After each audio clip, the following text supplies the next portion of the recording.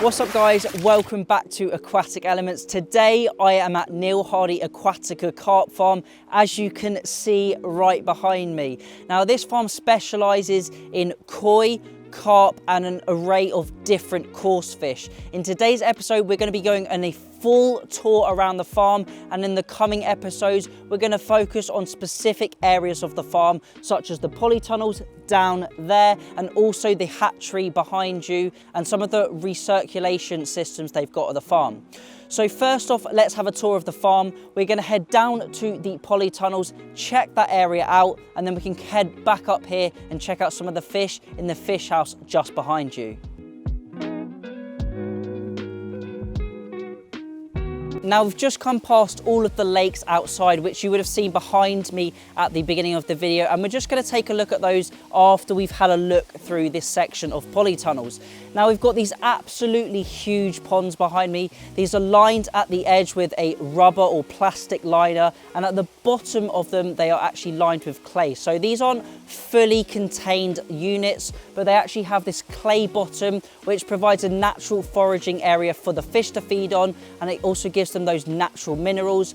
And the carp that are produced in here are actually for restocking lakes with, for coarse fishing. So it means that these fish haven't come from a fully enclosed system where they've not had any access to the environment or any natural style of feeding. Because they've been in these clay bottom ponds, it means that when they go out to those restocking lakes, and when they've gone out to lakes for people to fish from them, it means that they still got that natural ability to forage, and they aren't going to be in too much of a shock, and it's not going to be too much stress on them. So now we've had a look at the backdrop you can see behind me, let's take a look at some of the fish they've got in the polytunnel. Now you will notice that a lot of the ponds are quite empty because this is winter time, and I'm actually going to be doing a revisit in summer when all of these ponds are absolutely stacked full of fish, and we're going to see what difference the farm looks like being in winter and in summer. So let's take a look around and let's check out some of the fish. You will be able to see just behind you, if you take a look over there, that these ponds are mostly empty, and it's only really a couple of the ponds in the polytunnel that actually currently have fish in it. As I mentioned, it is winter time, so they aren't stocking these ponds too highly just due to the water temperature.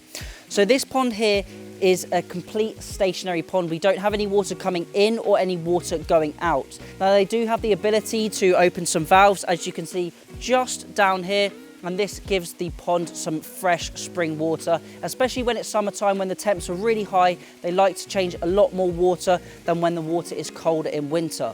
Now in this pond we've got some really small fish. I believe this is a mix of metallics and Yamabuki ogons, and these fish are around the 2 to 3 inch in size, and in just a moment we're going to check out some of the larger fish. Now this polytunnel facility is mainly for the koi carp that they keep on the farm. We will go and check out some of the outdoor ponds where they keep the majority of the carp for the coarse fishing and restocking, but this is mainly for the ornamental trade. And if you just take a look over there, you can see we've got some big tubs and some large vessels of water where they sort the fish through. When they are seine netting these ponds, removing the fish out of these ponds, they sort through them and some of the fish are kept in there. We've taken a look at these smaller fish. Let's head over and check out some of the larger fish they've got in one of the ponds. After you've just seen the small fish in the pond over there, you can see right below me we have a mass colour of different koi right down here. Now the majority of these fish are different metallics. So we've got fish like akamatsuba, we've got ogons, we've got shisuis, we've got sankis, we've got kajakus. There are a real range of different fish in the pond down here. And if you can see just behind me, we've got some natural spring water flowing into this pond. Now the pond you previously would have seen was a little bit murky as there is no water going into it, but it has a much lighter stocking density than this pond. Now they actually keep these in the polytunnels. As you can see right above us, we've got all this plastic sheeting which forms the polytunnel, and that means in summer the temperatures rise, the fish grow quicker, and then they can be fed with auto feeders all the way throughout the day, and they're fed constantly a stream of pellets which really helps them put the growth on. Now, these fish are only currently being fed maybe once a day, just down to those temperatures. You'll notice the water is a lot clearer because we've got a lot of that water being pumped into the system and then it is overflowing out of the system. So that's the majority of the koi in here. As I said, we don't have a huge number of fish in this facility at the moment, just due to the temperatures. But now we're gonna head over, take a look at some of the carp that they've got from last year's mix, and then we'll head out to the lakes outside. Now, as you saw, the fish, we've gone from the smaller size to the medium size, and now in this pond, we're gonna look at some of the larger size fish.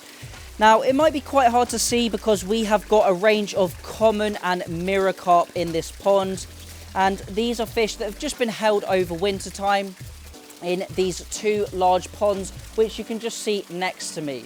Now, these fish are obviously carp, they are not koi. And as I mentioned, a few of the ponds in this polytunnel are dedicated to carp, but the majority are koi. And you're actually gonna see where the majority of the carp live year round, and that is in the outdoor ponds. So we're actually gonna head to those outdoor ponds or small lakes now, and we can check them out. As you would have seen, we've just come from the polytunnels, which are over to my left, and you'll be able to see around me and behind me, we have a selection of different mud ponds or lakes, if you would like to call them that, and they host the range of fish that they keep at the Neil Hardy Aquatica carp farm. Now, the majority of the fish in the lake, as you can see behind me and around me, will be species of carp. They do not keep any koi outside. They would have been in the polytunnel as you previously saw, and we are going to head inside in just a moment to check the rest of the koi out as well. And the other fish that they keep in these ponds range from orf to tench, and there are a few other core species they keep as well. Now, these lakes behind me are all fed from natural spring water, and the systems inside the main house or the main fish house are all either recirc systems or they are also spring fed. So you would have seen in the polytunnels we had a flow-through system going on where the natural spring water went into the ponds and then it came out of the ponds. And also when they drain the lakes that you would have just seen, the water actually is drained down into these ponds behind me. Now, these are called settlement ponds, and it's where all the water is drained down to via gravity. This allows all of the sediment to settle out of the water, and it means the effluent water coming out of the farm is not filled with lots of suspended solids and lots of organic particles. So we've looked at the polytunnels, we've looked at the lakes, we've just taken a look at the settlement ponds. Now we're going to head up to the top facility where we've got the big fish house, and we're going to see loads of koi and also some carp as well. And there are so many fish in here. This is going to be the best part of the video. Let's head up there and let's check it out. So as you can see behind me, we are now in the main fish house. So we're going to be doing a little tour down each of the aisles, taking a look at some of the fish that they've got in this facility. And this is at the main sort of warehouse where they hold all of the fish before they are then shipped off to Neil Hardy Aquatica, which is just in the south of London. And we're going to be doing some future videos on those very soon. So first up, you can see we've got a range of koi. Now, these koi range in sizes. The fish just down in the pond here and the fish in the tank here, I would say are around that 4 to 6 inch in size. Now, this facility caters to the mass market. This is for people with garden ponds, the general koi keeper. These are not super high grade Japanese koi carp. They are a general bread and butter fish. Fish that are not going to be wildly expensive like some of the Japanese fish you can get, but they are still of real high quality, and there are a range of different price points. So you can't unfortunately buy any of the fish at this facility. This is just a wholesaler. But these fish then go to the Neil Hardy Aquatica main hub just in the south of London, and then they supply the different fish shops around the UK where you can then purchase these fish from. So just in the pond next to me, you'll be able to see we've got a range of fish from about 10 to 14 inches. These are metallic fish, mainly consisting of ogons and Yamabuki ogons. Just next to them in this pond, we've got some slightly larger fish around that 14 to 16 inch size. I can see we've got a Mizu ogon. I think there might be a Kajaku in there, a Sankey, and some butterfly koi as well. Now you will notice as we head through the facility, there are a range of koi. There are some with the general normal fins, and there are also the butterfly koi as well. And this location specializes in the standard fin and the butterfly fin as well. You'll also notice in the tanks, we've got some Deutz fish that don't have scales, and we've also got their Wagoi counterparts, which are fish that are fully scaled. Now you can see just in the pond below, there is a large selection of metallic fish. We've got a range of ogons, we've got some shisuis, we've got some sankis, some showa in there as well. And as we walk through the facility, we've got a different range of sizes, qualities and grades. Now, we are going to be doing a video in the near future in the upstairs section of this building, where we're going to be selecting fish for their size and their quality as well, so you can know what to look for if you're purchasing some fish for your own garden pond. Now, we are mainly focusing on the fish here, and in just a moment we're going to be looking at the powerhouse of a filtration system that this facility is run on. Now, these fish, you may be saying, are in quite cramped environments, but this is a wholesaler. These fish are not staying in here for long periods of time. They are simply grown out in the large ponds in the polytunnel that you would have seen, and the carp are grown out in the mud ponds. They're then harvested, placed into the ponds or into the tanks before they are then taken to the wholesaler for your local shop and your local supplier to purchase them. So we've had a look down this entire aisle where the majority of the fish in this fish house are. So now let's take a look at the filtration system and the real heart of the system and what is actually filtering the water. Now you would have noticed in the ponds we have water trickling down into them. Now this is the return from the filter system. This water then comes down to a raceway below the ponds, which you'll be able to see just on the floor here. This water then trickles through, comes all the way through into this gridded section below me, and that water is then taken up and is pumped up into the main filter system, which you can just see behind me here. Now these large pumps pump this water straight up over into the filtration system. You'll be able to see these two 4-inch pipes here. Let's head through and check out the filter room. A little bit quieter in this room. The audio is probably a little bit better for you guys at home. Now, those big pipes come through here, as you would see just above me. They come down and then they enter into these bubble bead filters. Now, the water enters through the bottom of the filter. It comes up this bottleneck, and then this main top section is full of beads. Now, these are small plastic beads that trap all of the physical waste and debris in the water. Now, these beads also hold bacteria, which processes the organic waste, the ammonia and the nitrite. But the main process of these bubble bead filters is to remove all of that dirt and debris from the water before they enter out of the top of the filters, and then they enter through into the UV system. Now, this is a TMC UV system, and you may see these around the farm. This removes any algae, any free-floating algae. It also removes pathogens and parasites from the water, and it helps give it a nice crystal crisp look. That water then enters from those UVs into these massive trickle towers.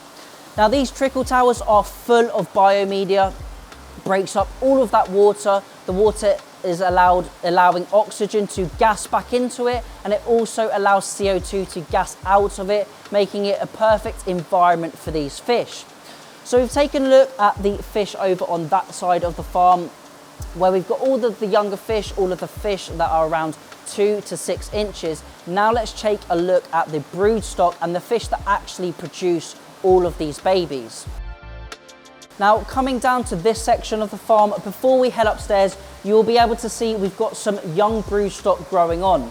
Now, all of the fish in this pond have been bred on site on the farm, and we've got a selection of ogons, we've got some sankis, some showas, some shisuis, and in this pond, the next pond and the third pond, these are all young fish that are growing on here, and these are going to be becoming future brood stock here on the farm. There's some really nice fish dotted throughout this section, and these fish have different attributes. They're looking at the coloration, they're looking at the fins, the swimming pattern, the skin quality. There are many different attributes that bring a fish together to produce a lovely brood stock for the farm to spawn their next generation of fish from. So they are the young brood stock that are growing on. You can see in the pond next to me, we've also got some larger carp. Now these are consisting of common carp and also mirror carp. You can sort of try and see the size next to me. I would say they're probably pushing about 2 foot in length, 60 centimeters, maybe some up to that 70 centimeter mark. And then finally, last but not least, we have the main brood stock of the farm, which consists of two different ponds filled with different coloured koi. Now in the pond next to me, we've mainly got their butterfly koi, fish with longer fins. And in the pond behind me, we've got fish generally with slightly shorter fins, but we've also got some butterfly fish mixed in there, some different metallics, some shasuis, some ogons, some sankey as well. So that's all of the brood stock at the farm. And now we're going to be heading upstairs to look at some of their high quality fish, some of the fish they're growing on in their brand new facility. So let's head up the stairs and let's check it out. So now we are in the brand new facility, and you may be thinking, well, this is just a building site, but in just a moment, we're gonna see what it looks like. And here we are. So this is the brand new facility at the Neil Hardy Aquatic and Carp Farm. And right behind me, we have so much brand new equipment. So we're now going to be doing a tour all around the top floor of this facility. We've got some brand new tanks, we've got brand new filters, and we've got loads of really nice koi to check out. So follow me as we head round and check it out. You'll see behind me, we've got the brand new system at this facility. So if we take a look in this tank, for example, you can see we've got a huge number of metallic fish, and these are all growing on. Now each pond has a different grading system. Some of these fish will be A grade, some will be B grade. Now I have forgotten to mention, this is a Biosecure system, and this is a Biosecure facility. So anyone coming onto the site must do a foot dip in a Virkon solution, which removes any potential contamination. All of the fish are kept on site. They are not getting any new fish from anywhere else in the country or anywhere else in the world except one place, which is their American facility. Now their American facility is under a different name, but it's under the same general group, and these fish do not go to any other farms, and no other fish come from any other farms to that farm. Hopefully that's clear for you guys. It means that these fish are biosecure. It means they've had no cross-contamination with any other species or any other fish that has come into contact with them. And that means that they can confirm they are free from KHV and also SVC. So now we've spoken about the biosecurity, let's take a look at some of the amazing fish they've got at this facility. Just check out this pond behind me. We've got thousands of Yamabuki ogons and thousands of metallic koi. Now you'll be able to see that even in these high stocking densities, you can see the fish are all coming over thinking that I'm going to be feeding them. But you can see that the water is crystal clear even in this super high stocking density. And that is down to the amazing filter method. So first up, we have a ball valve. Now this adjusts the amount of water coming in and out of the pond, as you can see here. This means that the water level is always kept at the same level. Now the water is pumped out of this system into a bubble bead filter, which you can see is the green cylinder just over there. And we also saw quite a few of those downstairs a little bit earlier. This water is then pumped through a bio unit, which is the black cylinder there. And then finally over a trickle tower. Now the trickle tower has a section of sponge in the top, and then it's full of this different biomedia. Now this allows the water to disperse any of that CO2 that's built up, and it allows it to re-oxygenate. And the trickle tower is one of my favorite filter methods. So that is essentially what all of the ponds are built up of. So now we've looked at the sort of baby system, a slightly smaller system. Let's take a look at its bigger brother over here. Now you will see that these ponds are much larger in size, and these have actually been formulated on site. They're made of a plastic, I believe it might be a polypropylene, and this means that these systems are really easy to construct, lightweight, and they're also nice and easy to bring into the building. Now behind me we have an absolutely huge filter. So this filter is filled with biomedia, which allows the waste from the fish to be broken down. Now you may notice in some of the ponds, like the one next to me, we don't actually have too many koi in there. And that is simply because these are brand new systems. They are just maturing slowly, and that's why they can't have a super high stocking density on these systems, because there are not a large number of fish in them just yet. Now the water goes from a pump, pumps out of the system into this big unit which removes any physical waste and debris. It's pumped up through UV lights, which they have on all of the systems up here, and then it is pumped into a trickle tower over the top to remove any of the ammonia, nitrite, and this also helps break down any of that organic waste in the water. Now that is the essential basic system. Up here we've got the baby systems, and we've also got the bigger brothers on this side. Now I'm going to be doing a full video on this entire upstairs brand new facility, but this has come to the end of our walk around tour of the Neil Hardy Aquatic carp farm. Now I am very pleased to announce that this was the first time this facility has ever been filmed, and I'm lucky enough to put the first video out on YouTube. If you enjoyed this video, let me know down below, and if you want to see more of this style of video, then make sure to subscribe, because we've got a lot more episodes coming on the Neil Hardy Aquatic carp farm and also the Neil Hardy Aquatic tropical wholesaler. So that's it for today's video. Thank you all for watching. Remember to keep those water changes up, and happy fish keeping.